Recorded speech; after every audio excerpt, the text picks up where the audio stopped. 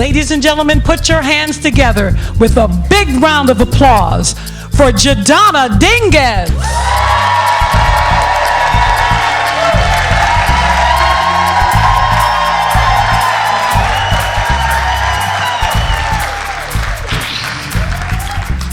Thank you. Daryl and I were married in 1993. We had a great life. We had a beautiful home, we had great friends, and we had a beautiful daughter. But in 2018, it all began to come unraveled. You know how you pull that thread from a sweater and it starts to come undone? That's what happened to our marriage after 25 years. It all started with, believe it or not, an argument over how to make, whose phone is that? Turn that phone off. It all started with, believe it or not, an argument over how to make a grilled cheese sandwich. Daryl is famous for burning things. And he was in the kitchen making a grilled cheese sandwich. I walk into the kitchen, and I noticed that the flame was just a wee bit too high. And so I say, you might want to turn that flame down, or you're going to burn the sandwich. And he looked. And Daryl's always been very mild-mannered. He's nothing like me. And he got kind of upset. And he said, I don't need you to nag me. And so for me, nagging is the other N word. So I was like, wait a minute. I know you didn't just accuse me of nagging you. I just don't want you to burn up the sandwich. You're cooking your food. I need you to not burn it up and not burn up my skillet too. But he got really upset, and we just started going back and forth. And so I said to him, this has gone on long enough, because he had become really mean over the last year. And he really seemed to have like a hairpin trigger attitude. The slightest thing set him off. And so we started going back and forth, and I said to him, I really need you to get yourself together. You can't talk to me crazy, because then I'm going to have to split your head down to the white meat. and I didn't really want to do that, because one, if you go to prison, you have to wear the same outfit every day. And that doesn't appeal to me at all. Two, I don't have enough hair to braid to the back. Three, I don't want to end up with cools rolled up in my cigarette sleeve. And four, he was a white man. Daryl's a white man. I would have done a lot of time for splitting his head down to the white man. So I decided not to split his head down to the white meat. I said, maybe you should go to therapy and talk to somebody. So he did. So Daryl's in therapy, I'm in therapy, our daughter's in therapy, and things seem to be going smoothly, much more smoothly. We aren't arguing anymore. Things are going a lot better in the household. And so around in May of 2018, I said, why don't we go to couples counseling? Things seem to be calming down. You seem like you're doing great. Everybody's doing well. And he said, I have to think about it. And I'm not like the kind of person you can really tell you have to think about stuff. You're like, I need a yes. I'm in sales, so I'm like used to getting yeses, right? So I said, I really need you to tell me yes. I mean, why don't you want to go to couples counseling? Don't you want to save our marriage? He said, oh, I have to think about it. Let's talk about it tonight when you get home from work. So I went to work, and it was a long day because I could not get off my mind why he didn't want to go to couples counseling. And I decided to call him on the way home to talk about it. So I called, and I said, so are we going to talk about this therapy thing? And he was like, we can talk about it when you get home. I said, why can't we talk about it now? We can talk about it when you get home. I said, why don't you just tell me why you don't want to go to counseling? He said, I don't want to go to counseling, Jay, which is my nickname, because I want a divorce. You want a divorce from all of this?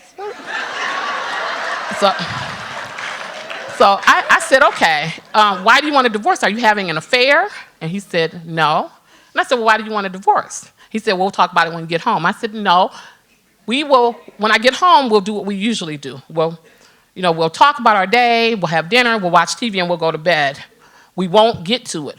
Just tell me. And then he said, Jay, I want a divorce because I'm gay.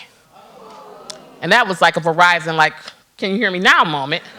I was like, it sounded like you said you were gay, sir. And he said, I'm gay.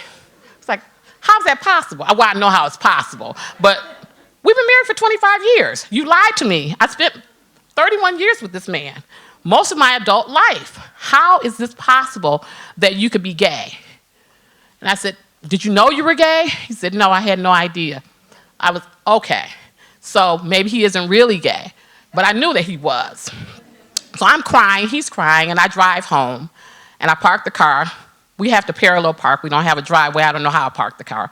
But I got out of the car, came in the house, went into the bedroom, and we're talking.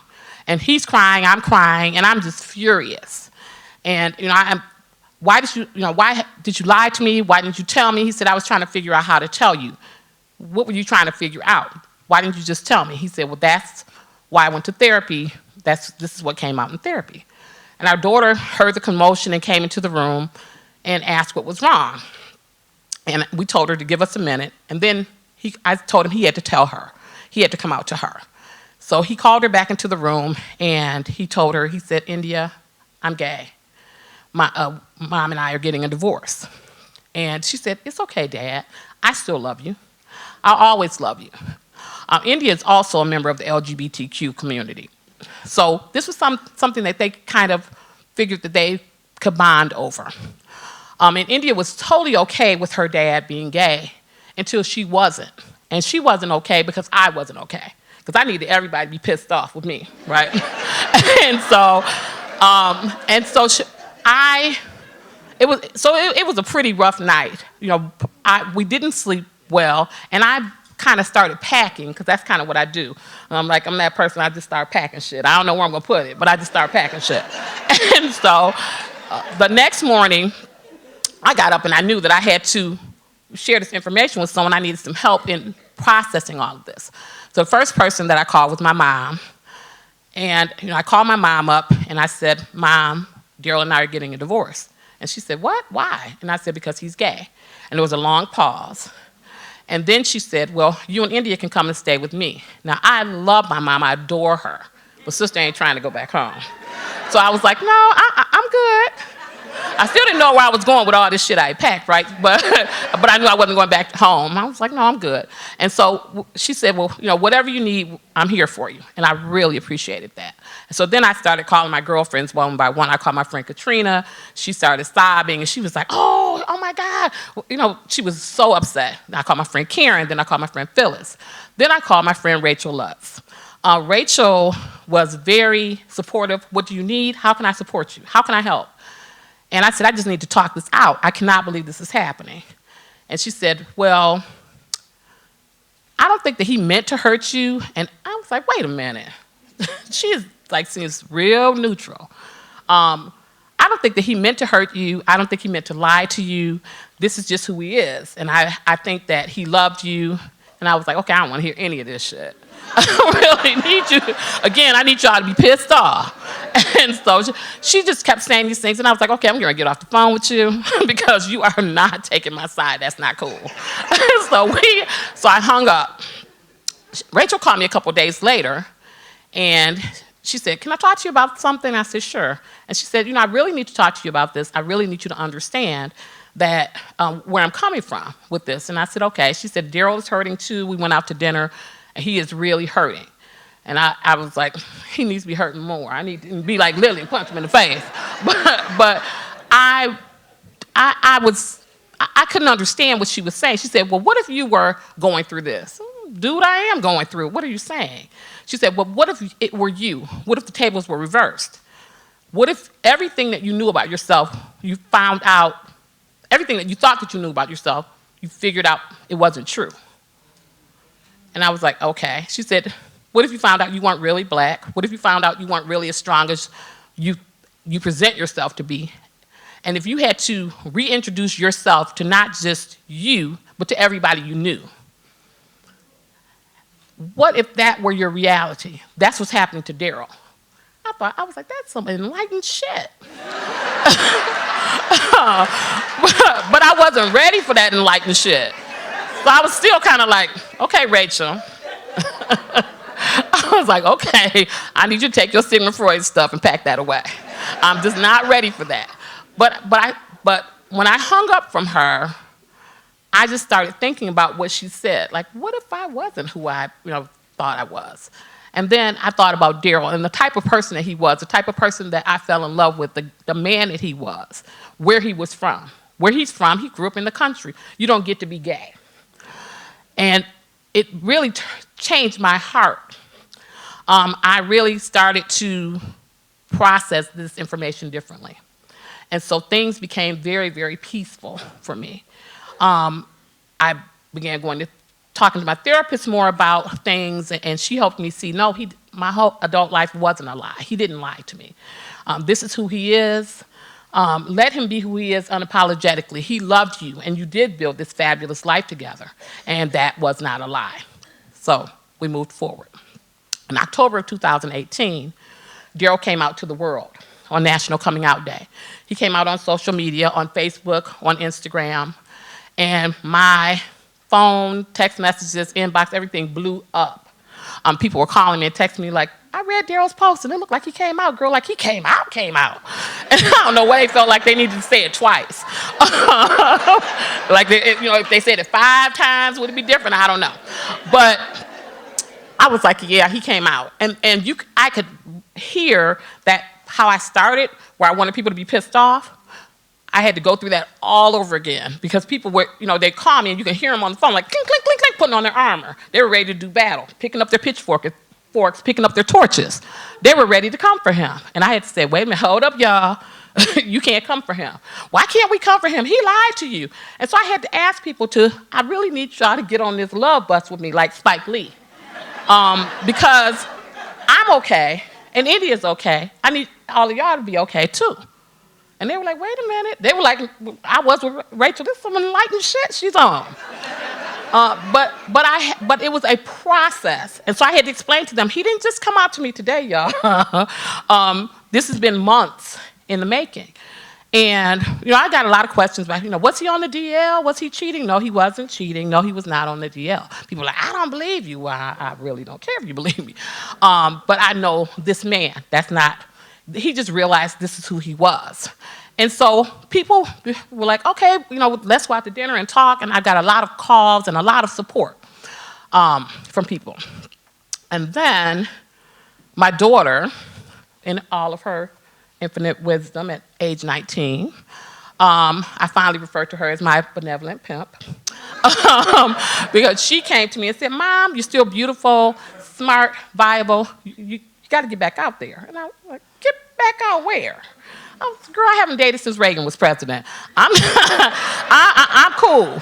And she was like, no, Mom, you need to get back out there. Do online dating. Online. Look, there was a running joke in my family that if something happened between Daryl and I was going to Coretta Scott King my way up on out of here. Now, we don't know if Coretta had a man, but y'all didn't hear about the man, right? So I was like, no, I'm good. But she encouraged me, so I decided to do this online dating thing. So they gave me a makeover and took some pictures, and we did this, created a profile, and I started dating. So I was going out every Saturday night, doing things that I hadn't done in a long time. I've never done any girls' trips or anything like that, because I always felt like as a mom, my responsibility was to my daughter. My responsibility was to Daryl. Not that I was cooking every night, y'all, because I wasn't cooking. I wasn't burning up grilled cheese sandwiches, but I wasn't cooking. But I felt like I was supposed to be at home. That's what I was supposed to be doing. So I was going out having fun, and Daryl was watching me go out because we were still living in the same house. We still live in the same house. And he was like, wait a minute, you having all this fun? I want to have fun. And I said, well, why don't you let me create your online dating profile? I was his benevolent pimp.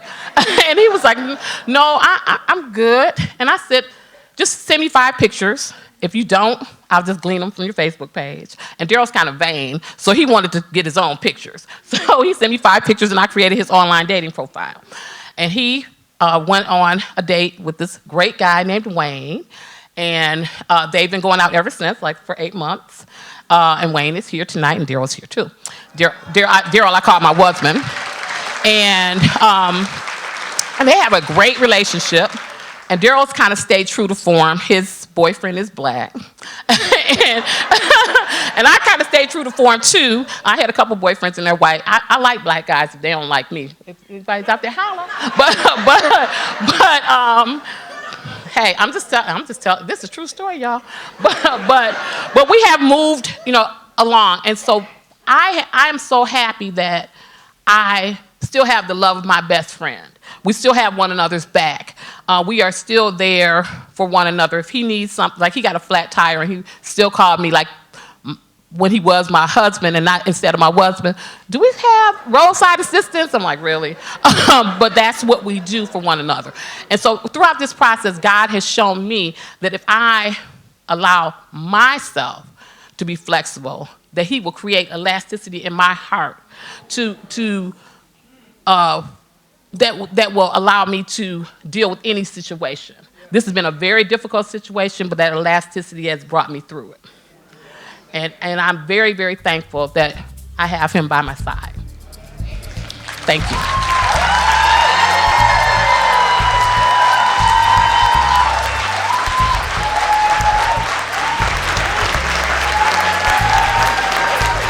Donna Dingus.